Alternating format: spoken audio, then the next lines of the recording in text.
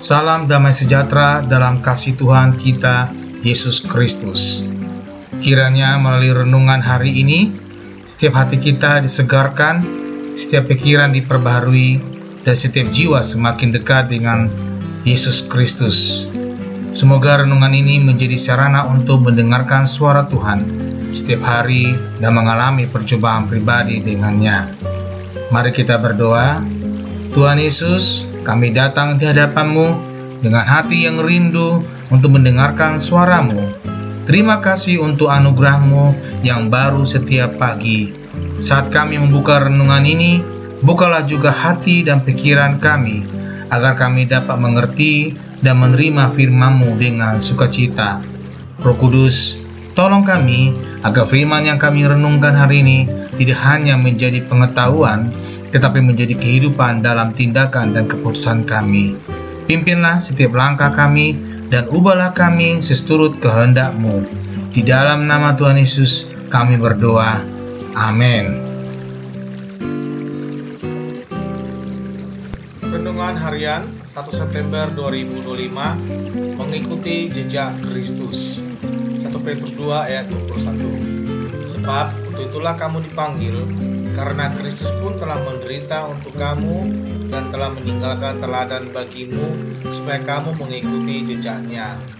Ayat ini mengajarkan bahwa kita dipanggil untuk mengikuti jejak Kristus yang telah menderita untuk kita.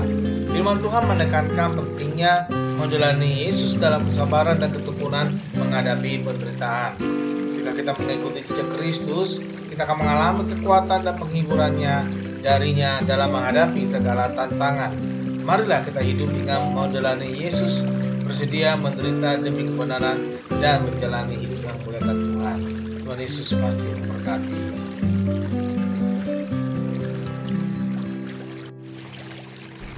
Renungan harian 2 September 2025, terang yang terungkap. Lukas 12 ayat 3. Karena itu, apa yang kamu katakan dalam gelap akan kedengaran dalam terang. Dan apa yang kamu bisikan ke telinga di dalam kamar akan diberitakan dari atas atap rumah. Lukas 12 ayat 3 mengingatkan bahwa segala sesuatu yang tersembunyi akan terungkap, dan yang dibisikkan dalam gelap akan diumumkan dari atas atap. Firman Tuhan mengajarkan tentang pentingnya hidup dalam kejujuran dan kebenaran. Ketika kita hidup dalam terang, kita tidak perlu takut akan pengungkapan karena kita berjalan dalam kebenaran. Marilah kita hidup dengan integritas, selalu berusaha untuk melakukan apa yang benar di hadapan Tuhan dan sesama. Tuhan Yesus pasti memberkati kita. Amin. Renungan harian 3 September 2025, panggilan untuk memanggil Tuhan. Berserulah kepadaku, maka aku akan menjawab engkau dan akan memberitahu kepadamu hal-hal yang besar dan yang tidak terpahami, yakni hal-hal yang tidak kau ketahui. Yeremia 33 ayat 3 menekankan bahwa kita harus memanggil Tuhan, dan Dia akan menjawab serta memberitahukan hal-hal besar dan tak terpahami. Firman Tuhan mengajarkan pentingnya doa dan ketergantungan pada Tuhan untuk menerima wahyu-Nya. Ketika kita memanggil Tuhan dalam doa, kita membuka pintu untuk menerima pengertian dan bimbingannya darinya.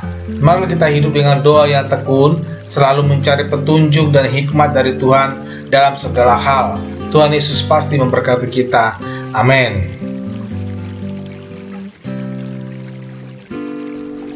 Renungan harian 4 September 2025, pujian kepada Tuhan yang ajaib. Yesaya 25 ayat 1. Ya Tuhan, Engkaulah Allahku. Aku mau meninggikan Engkau, mau menyanyikan syukur bagi nama-Mu, sebab dengan kesetiaan yang teguh, Engkau telah melaksanakan rancangan-Mu yang ajaib dan yang telah ada sejak dahulu. Yesaya 25 ayat 1 menggambarkan pujian kepada Tuhan atas keajaiban dan kesetiaannya dalam melaksanakan rencana-rencana yang sudah lama ditetapkan. Firman Tuhan mengajarkan pentingnya memuji Tuhan atas segala perbuatan yang ajaib. Ketika kita merenungkan keajaiban dan kesetiaan Tuhan, hati kita dipenuhi dengan rasa syukur dan kekaguman.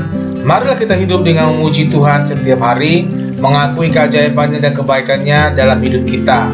Tuhan Yesus pasti memberkati kita. Renungan harian 5 September 2025. Iman yang berkuasa. Matius 21 ayat 21.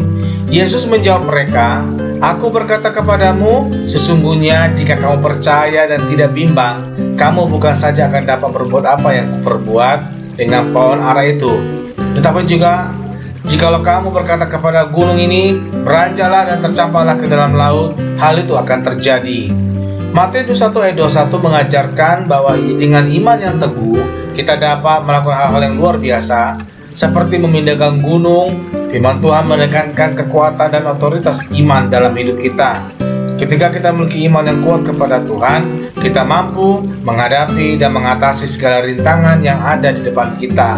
Marilah kita hidup dengan keyakinan yang teguh, mempercayai kuasa Tuhan untuk melakukan mujizat dalam hidup kita. Tuhan Yesus pasti memberkati kita. Amin. Renungan Harian 6 September 2025. Harapan yang sejati.